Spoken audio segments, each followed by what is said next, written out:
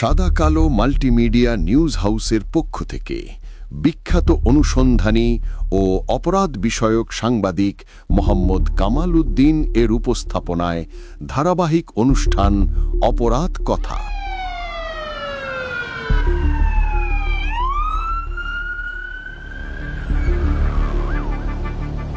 এবার আরও নতুনভাবে মাঠের বাস্তব অভিজ্ঞতা, তদন্তের নেপথ্য কাহিনী, অপরাধ জগতের অজানা দিক সবকিছুই তুলে ধরা হবে তথ্যভিত্তিক ভাষ্যে,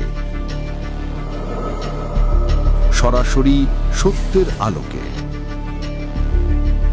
সাহস, অনুসন্ধান আর নির্ভুল তথ্য, এই তিনটি শক্তিকে ধারণ করেই এগিয়ে যাচ্ছে অপরাধ কথা। সুপ্রিয় দর্শক, আমন্ত্রণ জানাচ্ছি সাদা কালো মাল্টিমিডিয়া নিউজ হাউসের অপরাধ কথা শোনার জন্য। আপনারা জানেন, আমি গত সংখ্যায় আমরা অপরাধ কথা নামে একটি অপরাধ বিষয়ের আলোচনা বা বয়ান শুরু করেছিলাম। আমাদের এই বয়ান সাদা কালো মাল্টিমিডিয়া নিউজ হাউসের পক্ষ থেকে একযুগে প্রচারিত হচ্ছে বা হবে চট্টচিত্র, আমাদের ইংরেজি পত্রিকা মাল্টিমিডিয়ার ট্যুরিস্ট, দি ট্যুরিস্ট, আমাদের চট্টগ্রাম, আমাদের বাংলা এবং কথা টিভিতে। এই কথা টিভিতে আগেও আমাদের অসংখ্য অনুষ্ঠান গিয়েছে। বিশেষ করে বাংলা টিভির যখন ধারাবাহিক আমরা প্রোগ্রাম করেছি চট্টগ্রাম সংলাপ আমার উপস্থাপনায়, তখন আমরা কিন্তু কথা টিভির মাধ্যমেই অসংখ্য প্রোগ্রাম সারা বিশ্ববাসীকে বিনোদন দিয়েছি। আজকের কথা কিন্তু বিনোদনের নয়, আজকের কথা কিন্তু আমাদের স্মৃতিমূলক কথা। বিশেষ করে অপরাধ কথা আমার একটি গ্রন্থ প্রকাশিত হচ্ছে দীর্ঘ জীবনের অভিজ্ঞতার এবং সাংবাদিকতার আলোকে। অনুসন্ধানী সাংবাদিকতা করতে গিয়ে অপরাধ জগতের যে তথ্য রহস্য উদ্ঘাটন করেছিলাম, সে রহস্যর উদ্ঘাটন করতে গিয়ে কি কি বিপদের সম্মুখীন হয়েছি তার বিবরণ দিয়ে আমরা অপরাধ কথার প্রথম সংখ্যা, প্রথম পর্ব কত কিছুদিন আগে করেছি। আমাদের দর্শকদের বিশেষ অনুরোধে আমার অসংখ্য ভক্ত রয়েছে, তারা বলেছে যেহেতু এই পর্বগুলো যেন নিয়মিত ধারাবাহিকভাবে করি, তবে বিষয়টি আলাদা আলাদা করার জন্য, সব বিষয় যেন একত্রিত আনি। তাই দর্শকদের প্রতি সম্মান এবং শ্রদ্ধা রেখে তাদের আবেগ এবং আপ্লুত কণ্ঠের অনুরোধ, আমার যে উপস্থাপনা সত্য কথা আমরা বলার জন্য এবং সত্য দৃশ্য চিত্র তুলে ধরার জন্য চেষ্টা করছি। এবং কত আজকের পর্ব, দ্বিতীয় পর্ব, অপরাধ কথা দ্বিতীয় পর্ব। অপরাধ কর্মকাণ্ডের সংবাদ পরিবেশন করতে গিয়ে কিভাবে মিথ্যা মামলার শিকার হয়েছে। সংবাদপত্রের জগতের সাথে জড়িত থাকলে অপ্রিয় সত্য কথাগুলো বলতে হবে এবং তুলে ধরতে হবে। অপ্রিয় সত্য কথা তুলতে গিয়ে অসংখ্য শত্রুর মুখোমুখি হতে হয়, যা এখনো হচ্ছে। তখন কিন্তু ফেসবুক ছিল না, মোবাইল ছিল না, যার কারণে হয়তো অনেকের কাছে অজানা রয়ে গেছে বা অজানা থাকত। আজকের ডিজিটালের যুগ, সহজে সবকিছু পেয়ে যাচ্ছে। এখনো কিন্তু অসংখ্য অপরাধ কর্মকাণ্ড করছে এবং আমরা তুলে ধরছি, এবং তুলে ধরতে গিয়ে আমরা এই যে বিভিন্ন বিপদের মুখোমুখি হচ্ছে। 1997 সালে পাঁচলাইশ এলাকার একজন প্রবাসী ব্যবসায়ী সালাম নামে, চাইলদাতলি বাড়ি, সাজ্জাদদের এলাকায়, এবং কমিশনার লিয়াকতের খুবই কাছের মানুষ ছিলেন। কমিশনার লিয়াকত কিন্তু তখন মারা যায়নি, এবং তখন আওয়ামী লীগ সরকার ক্ষমতায়, মন্ত্রী ছিলেন মান্নান সাহেব। এই সালামকে অপহরণ করা হয়েছিল যারা ওই সময় জড়িত ছিলেন, আমি প্রথমে বলছি, এবং কুকুমনির নির্দেশে। ওখানে শফি, তারপরে হলো জমির, শফি এখন সম্ভবত দেশের বাইরে, জমির বলখালি বাড়ি সৌদি আরবে, এবং তারপরে তাদের একটি বড় গ্রুপ ছিল। আরো অনেকের নাম হয়তো এখানে বলাটা সঠিক হবে না। তাদের অস্ত্র কেনার জন্য, এবং কমিশনার লিয়াকতের খুব কাছের মানুষ সালাম,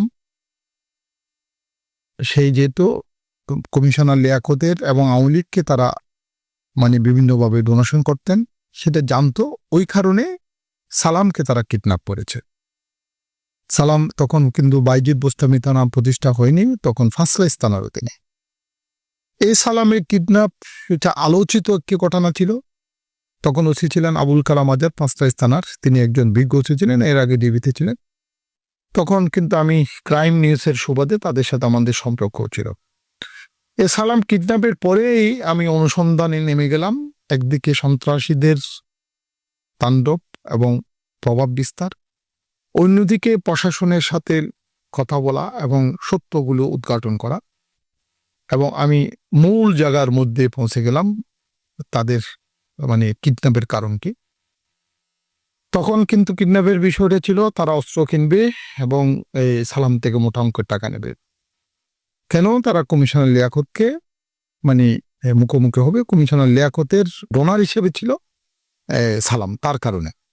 আমি অনুসন্ধান করতে গিয়ে তখন দেখা যাচ্ছে পুলিশের সম্পৃক্ততা রয়েছে, বিশেষ করে এসআই আবুল হাশেমের বিরুদ্ধে আমার অনেক অভিযোগ ছিল। কমিশনার লিয়াকতের বিরুদ্ধে আমার অভিযোগ ছিল, কমিশনার লিয়াকত সিডিএর মেম্বার ছিলেন। তারপর এইগুলো নিয়ে পক্ষে বিপক্ষের অসংখ্য লেখা যখন আমি লিখলাম, বিশেষ করে তখন অপরাধ জগতে, এক পর্যায়ে এদিকে শিবিরের একটি গ্রুপ, নাসির, এখন শিবিরের নাসির কিন্তু এখনো বেঁচে আছে, তখন তিনি খেপে গেলেন। খেপে গিয়ে তার অনেক সন্ত্রাসীরা, তার গ্রুপের ক্যাডাররা আমাকে হত্যা করার জন্য লেগে গেছে। কেন? তখন যেহেতু প্রশাসন তাদেরকে কিন্তু গাইল করতেছে, বিশেষ করে তখন মানে উচ্ছৃঙ্খল ছিল তহিদ নামে একজন। তহিদ পরবর্তী ফায়ে কাফুস গোলায় নাসওয়ালির ঘরে কিন্তু গুলিবিদ্ধ হয়ে মারা যায়। তহিদ এবং হুমায়ুন আমাকে মানে খুবই টার্গেট করেছে। পরে নাসির, কেন?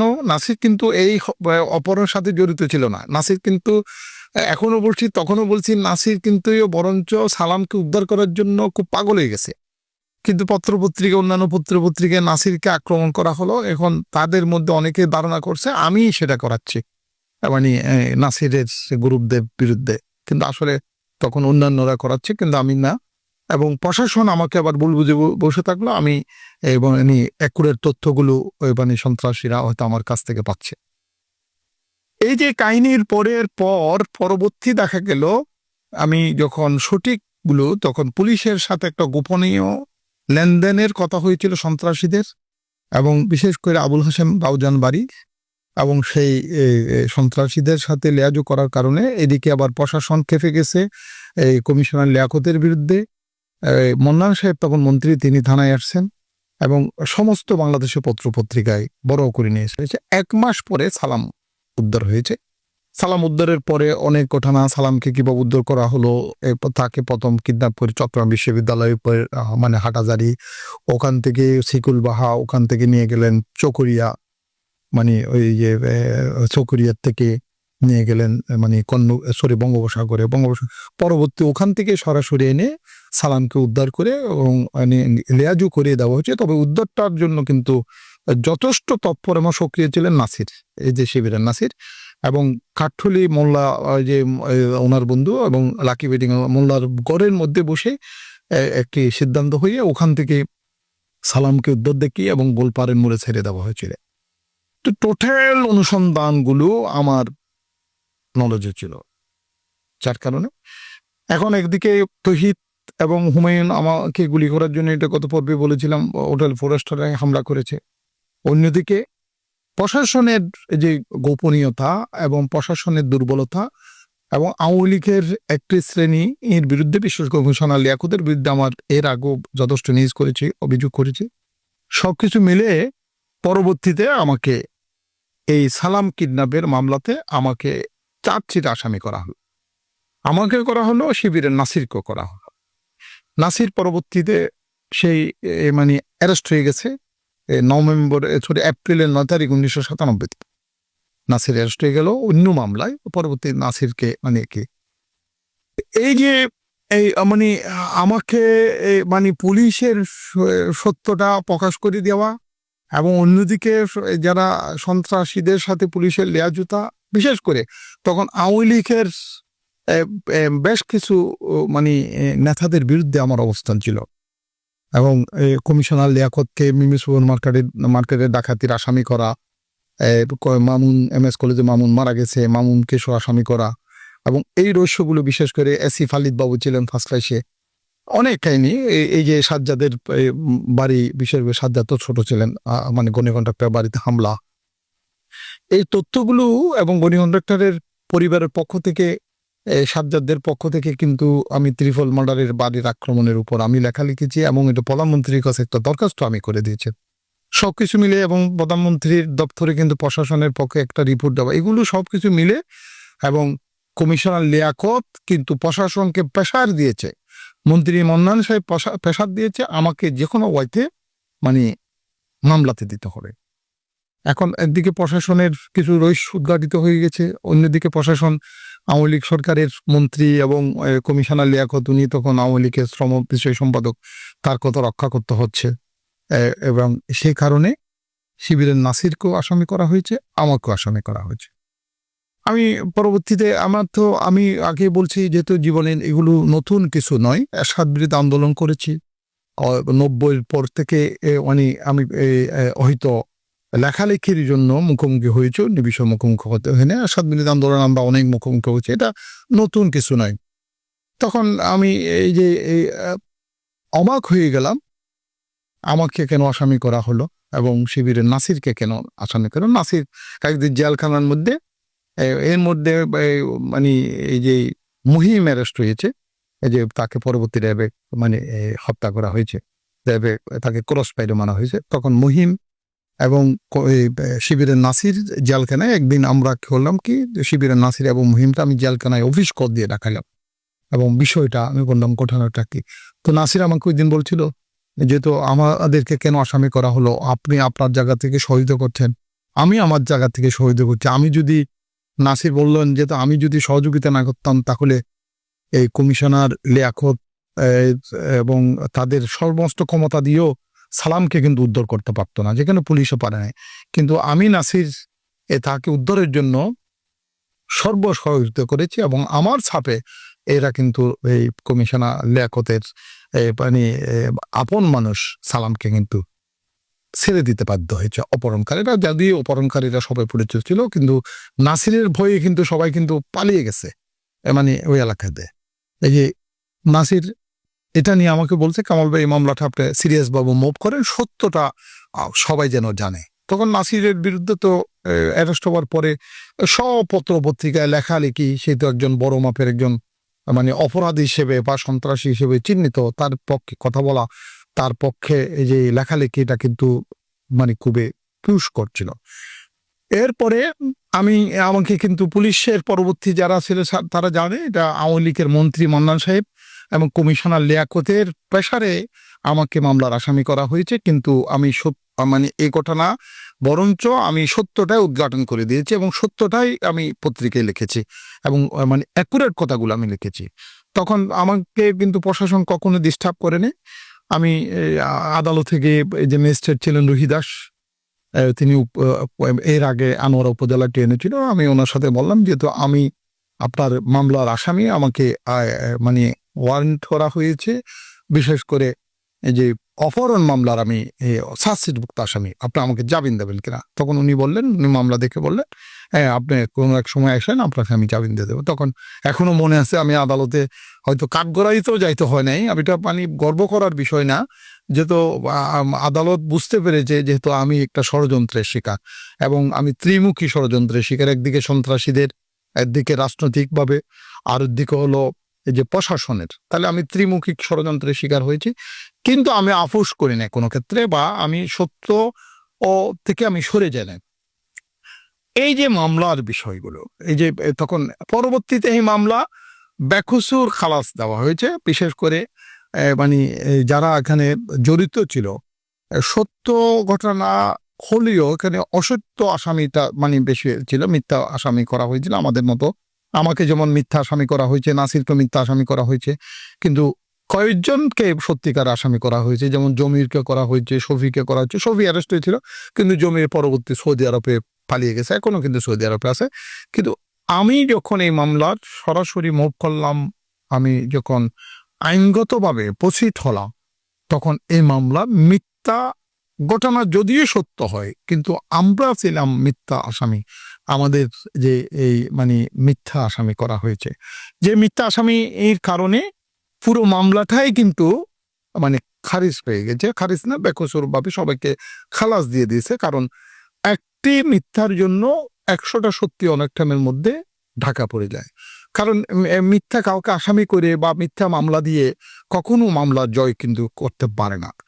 এই যে মানে ঘটনা, এই ঘটনা মানে আমি সংক্ষিপ্ত আকারে তো আজকে আলোচনাগুলো বললাম, তখন যে সালাম কিডন্যাপের বিষয়টা সারা বাংলাদেশে আলোচিত হয়েছে, প্রবাসী ব্যবসায়ীরা আলোচনা করেছে, কিন্তু এই কিডন্যাপটা ছিল কিন্তু তাদের আধিপত্য, এলাকার আধিপত্যকে ঘিরে, এবং পরবর্তীতে দুইটা গ্রুপ দুইভাবে বিভক্ত হয়ে একটা জামাত সমর্থিত, আমি তাদেরকে জামাতের নির্দিষ্ট পদ পদবি না থাকলেও কিন্তু জামাতের সমর্থিত, বিশেষ করে তখন মানে কুকুমনি ছিল, কুকুমনিকে তো পরবর্তী হত্যা করা হয়েছে, মহিম তার হত্যা করেছে, যা কথাটা আমি আগেও বলেছি, লিখেছি আমি, এবং পরবর্তীতে মহিমের কারণ কমিশনার লিয়াকতকে হত্যা করা হয়েছে, একটার সাথে একটা রিলেটেড। কিন্তু ওই যে মামলাগুলো এবং সত্য ঘটনার পরও কিন্তু আদালত থেকে বেকসুর সবাই খালাস পেয়ে গেছে। কেন? যেহেতু নিরীহ মানুষদেরকে যখন আসামি করা হলো, আমি আমার কাজ করেছি, আমার লেখালেখির যেহেতু মানুষ, আমি অনুসন্ধান যেহেতু করব, মানে সত্য উদ্ঘাটন করতে গিয়ে কারো পক্ষে যাবে, কারো বিপক্ষে যাবে, তখন কিন্তু কমিশনার লিয়াকত এর একটি মনের মধ্যে আমার প্রতি একটা ক্ষোভ ছিল। তার অনেক বিরুদ্ধে আমি নিউজ করেছি, বিশেষ করে সিডিএর বিভিন্ন অনিয়মের বিষয়, এবং পূর্বগুণের পাশে একটি জায়গা সিডিএন মেম্বার হিসেবে তিনি একটা হস্তক্ষেপ করেছিল সেই বিষয়, এবং তার অপকর্মের বিষয়। আমি যখন মহিউদ্দিন চৌধুরীর খুব কাছের মানুষ ছিল, মহিউদ্দিন চৌধুরীর প্রভাবে সেই অন্যভাবে সেই কিন্তু বিভিন্ন অপকর্ম করতো, আমি কিন্তু তার বিরুদ্ধে আমার ব্যক্তিগত উদ্দেশ্যে করিনি, তার অনিয়মের বিরুদ্ধে। কিন্তু তখন আওয়ামী লীগ প্রথম ক্ষমতায় আসছে দীর্ঘ 23 বছর পরে, 1996, এগুলো 97-এর কথা। তখন তাদের আধিপত্য, তাদের যে প্রতিপত্ত এবং ক্ষমতা বিশাল একটা ব্যাপার। এবং তখন চট্টগ্রামে কিন্তু কোনো মন্ত্রী, পুরমন্ত্রী ছিল না, মাত্র হাম মন্ত্রী ধরা যায়, শ্রমমন্ত্রী মন্নান সাহেব। মন্নান সাহেব অত্যন্ত ভালো মানুষ, কিন্তু মন্নান সাহেবকে হয়তো ভুল বুঝিয়েছেন। মন্নান সাহেব নিজেই থানায় আসছিল, থানায় বসেছিল এই সালামকে উদ্ধার করার জন্য, এবং এই ওসি কালাম, আবুল কালাম আমার হয়তো বেঁচে আছেন বা আমার কথাগুলো শুনবেন, তিনি আমার অত্যন্ত বন্ধু ছিলেন, এবং আমরা বসে তাকে উদ্ধার এই সে কি করা যায়, এবং টাইম টু টাইম আমি তথ্যগুলো প্রসার করেছি এবং নিউজ করেছি। এখন তো অনলাইন হয়ে গেছে, তখনকার তো অনলাইনে এক একটা অনুসন্ধানে এক একটা দলিল। তো সত্যি কথাগুলো, আমি যে সত্যি কথাগুলো উপস্থাপন করেছিলাম, এই সত্যি কথাগুলো উপস্থাপনের মধ্যে কমিশনার লিয়াকতের বিরুদ্ধে গিয়েছে, এবং প্রশাসনের বিরুদ্ধে গিয়েছে, এবং অন্যান্য জনের বিরুদ্ধে গিয়েছে, তার জন্য তারা আমাকে আসামি করা হয়েছে।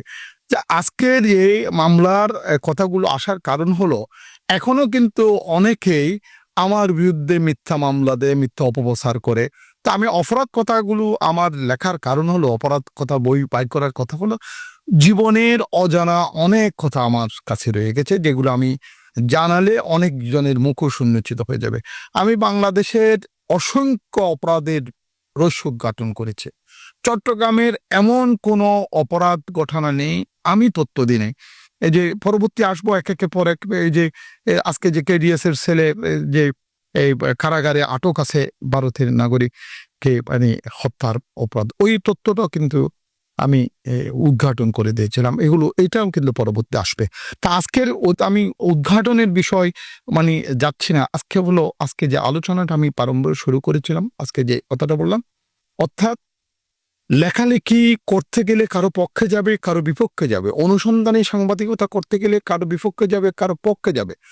এবং আমি তখন একদিকে হলো এই শিবিরের নাসিরের গ্রুপের চাপের মুখে পড়েছি। হুমায়ুন আমাকে হোটেল ফরেস্টারে তাদের টোটাল গ্রুপ তহিস 214 নম্বর রুমে আমাকে কিন্তু গুলি করার জন্য গিয়েছে, আমার অনুপস্থিতিতে ওখানে রুমে গুলি করেছে।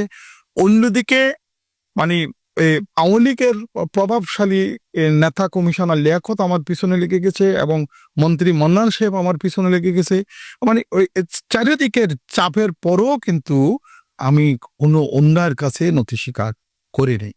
মানে যদিও বা আমাকে মিথ্যা মামলার আসামি করা হয়েছে, আমাকে মামলায় ফাঁসিয়েছে, কিন্তু আমি একদিনের জন্য আমাকে আদালতে কখনো অপমান করেনি বা কারাগারে পাঠানি এবং জামিন থেকেও বঞ্চিত করেনি। এবং আমি ন্যায় বিচার পেয়েছি, আমাকে আদালত সাথে সাথে জামিনও দিয়েছে এবং আমি ওইটা নির্দোষ প্রমাণিত করে প্রমাণ করেছি যে তো সত্য সত্যই থাকবে, মিথ্যা মিথ্যাই থাকবে। এখনো অনেকেই মানে আমার লেখালেখির কারণে শান্বিত হয়ে আমার বিরুদ্ধে কত ধরনের মামলার কথা আসে, মামলা দেবে, এই করবে সে করবে। এগুলো তো মাথায় রাখতে হবে যারা লেখালেখি করি বা করে। আমি বর্তমান সাংবাদিকদের কথা, আমি যে কথাগুলো বলছি এগুলো দলিলের কথা। এখানে সংশ্লিষ্ট প্রশাসনকে বলবো 1997 সালের 5 লাইশের যে সালাম কিডন্যাপের ঘটনা, আপনাদের কাছে নথি আছে, এখানে ডিজিএফআই এনএসআই সমস্ত ব্রাঞ্চ। আমি বলবো আজকে যে কথাগুলো বলছি আমি তখনকার ফাইল ঘাটে দেখেন, আমার লেখাগুলো দেখেন, এবং তখন যেটা বলেছি আজকেও সেটা বলছি। কিন্তু এইগুলোর জন্য আমি একদিনের জন্য কিন্তু আপোষ করি না। এবং এই প্রশাসন যদি ইচ্ছে করে এগুলো আবার নতুনভাবে তদন্ত করতে পারবে। তদন্ত করলে কিন্তু আমি যা বলছি তার এক শব্দ কিন্তু ব্যতিক্রম হবে না। এবং আমি মনে করি এই কথাগুলো প্রশাসনের জন্য কাছে আসবে। কেউ যদি মিথ্যা মামলা করতে যায় কোনো একটা সাংবাদিকের বিরুদ্ধে, আমি বলবো যে আমি আজকের এই যে উদাহরণ দিয়ে বললাম 1997-তে সালাম কিডন্যাপের আমি রহস্য উদ্ঘাটন করতে গিয়ে ত্রিমুখী সমস্যায় পড়ছি। একদিকে সন্ত্রাসীদের, অন্যদিকে প্রশাসনের, অন্যদিকে রাষ্ট্রদিক নেতা, বিশেষ করে তখন আওয়ামী লীগের মন্ত্রী মান্নান সাহেব এবং কমিশনার লিয়াকত সহ। তারপরে অন্যদিকে যারা এই ঘটনার সাথে জড়িত ছিল তারা কিন্তু মানে সুবিধা অর্জন করলেও, ভোগ করলেও, কিন্তু মানে এই আমাদের হয়রানির কোনো দায়ভার কিন্তু তারা নেয়নি এবং নেওয়ার কথা না। তারা নেবে বা কেন? তাদের কাজ তারাই করেছে। এবং আজকে আমি বলবো যে ওই সালাম কিডন্যাপের ঘটনায় শিবিরের নাসির এখন কারাগার থেকে 27 বছর পরে বাইরে আসছে।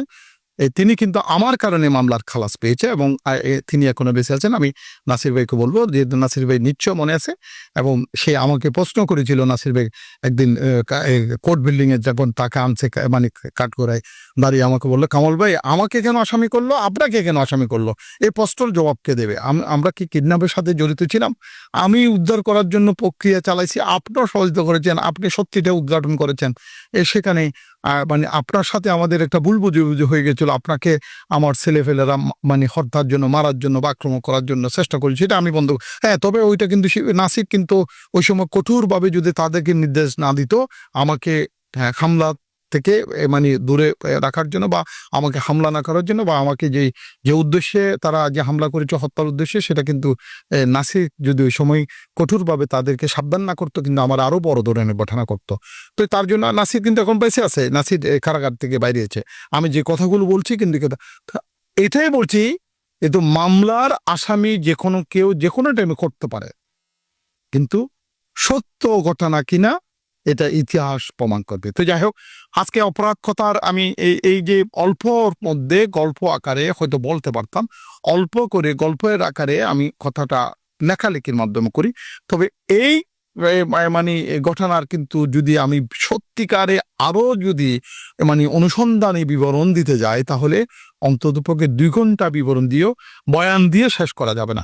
যেহেতু আমি অপরাধ বিষয় কথাগুলো পর্ব হিসেবে করছি, আমি মনে করি আজকের এই পর্বে আমি শুধু 1997 সালের এবং এই যে দুবাইওয়ালা ফার্স্ট লাইশ মানে চালিতাতলী এলাকায়, যেখানে বর্তমান সাজ্জাদের এলাকা বা সাজ্জাদের বাবার নাম ছিল গনি কন্ট্রাক্টর, তাদের পার্শ্ববর্তী, যেখান থেকে কমিশনার লিয়াকতের সাথে তাদের আধিপত্য নিয়ে মানে এই পক্ষে বিপক্ষে গ্রুপিং শুরু হয়ে গেছিল, সেই এলাকার এই সালামও এখন বেঁচে আছে নিশ্চয়। এবং আমি হয়তো এই আমাদের অনুষ্ঠান যখন আমাদের চ্যানেলে, আমাদের টেলিভিশনে যখন প্রচার হবে, অবশ্যই সালামও নিশ্চয় এই অনুষ্ঠান দেখে সেই স্বীকার করবে যেহেতু আমি কিন্তু তাকে উদ্ধারের জন্য যথেষ্ট ভূমিকা রেখেছিলাম এবং তাকে উদ্ধার না শুধু অক্ষত অবস্থায় চাই যেন তার যেন ক্ষতি না হয়। এবং ওসি কালাম সাহেব আবুল কালাম আজাদ অবসরে গিয়েছেন, তিনিও আমার অত্যন্ত বন্ধু, তিনিও হচ্ছে বেঁচে আছেন। তিনি কিন্তু আমার সহযোগিতায় নিয়েছিলেন, কিন্তু পরবর্তীতে তিনি স্বীকার করেছেন যে এসআই মানে হাশেম সাহেব রাউজন বাড়ি তিনি ফরজ ওসি হয়েছেন, তার বিরুদ্ধে আমি একটা নিউজ করেছিলাম কুলগাতে। তিনি আমার প্রতি অসন্তুষ্ট ছিল, ও যে সাসিকে মানে ভাতিজা ছুরি মেরে মেরে ফেলছিল ওইটার তিনি কিন্তু মানে সঠিক তদন্ত না করে আমি তার বিরুদ্ধে একটা নিউজ করে এবং সত্যিটা উদ্ঘাটন করেছেন। তখন হাশেম ভাইও আমার প্রতি একটু অসন্তুষ্ট ছিল।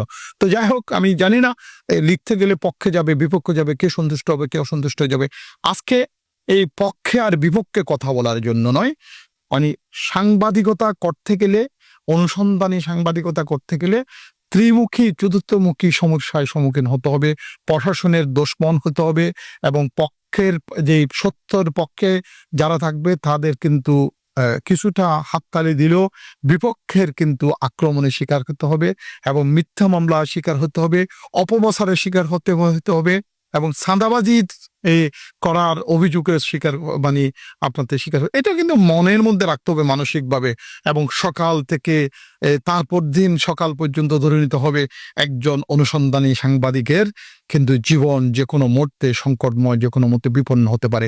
আমি পৃথিবীর অসংখ্য দেশে গিয়েছি, ক্রাইম সাংবাদিকতার কিন্তু নিদর্শন আমি অনুসরণ করেছি। ক্রাইম সাংবাদিকতা করতে গেলেই কিন্তু বিপদকে হাতের মধ্যে রেখে কিন্তু এগিয়ে যেতে হবে।